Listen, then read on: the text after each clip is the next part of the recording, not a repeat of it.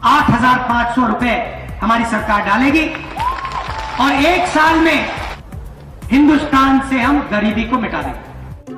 100 लाख करोड़ 100 लाख करोड़ से भी अधिक की योजना लाखों नौजवानों के लिए रोजगार के नए अवसर लेकर के आने वाली।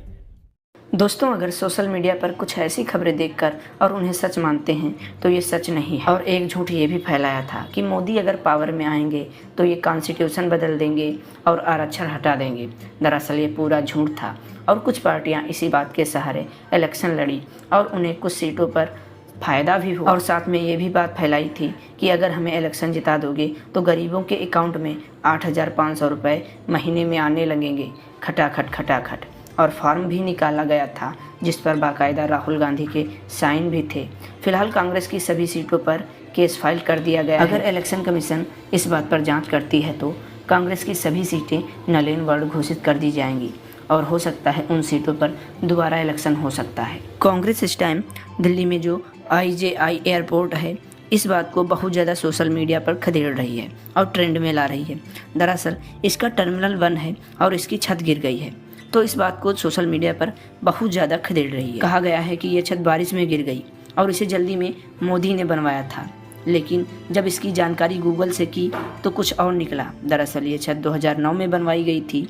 तो शायद सबको ज्ञात होगा कि उस समय हमारे प्रधानमंत्री माननीय मनमोहन लाल सिंह थे, लेकिन इसमें कांग्रेस अपना हाथ मार चुकी थी और लोग भड़क चुके थे और लोगों के दिमाग में यही आ रहा था कि मोदी जी ने जल्दबाजी में बनवा के भ्रष्टाचार कर दिया और हम सबको बेवकूफ़ बनाया गया।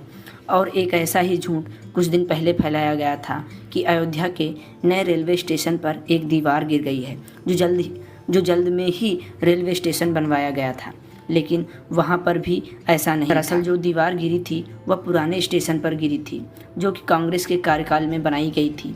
लेकिन आजकल की बातें कोई बात सही या गलत का क्रॉस वेरीफाई करता ही नहीं है और सामने देखता है वही या सुनता है वही सच मान लेता है। और ये बात यहीं तक नहीं रुकी और इन लोगों ने राम मंदिर को भी नहीं छोड़ा।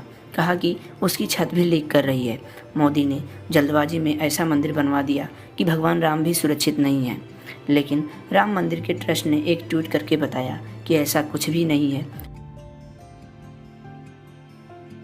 पानी कहीं नहीं टपक रहा है, मंदिर पूरी तरह से सुरक्षित है।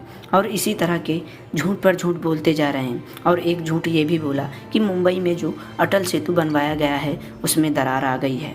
मोदी बहुत ज़्यादा भ्रष्टाचार फैला रहे हैं, लेकिन बाद में सरकार ने कहा कि आपको लग रहा है कि उसमें दरार है तो जाके अटल सेतु को चेक करा लीजिए।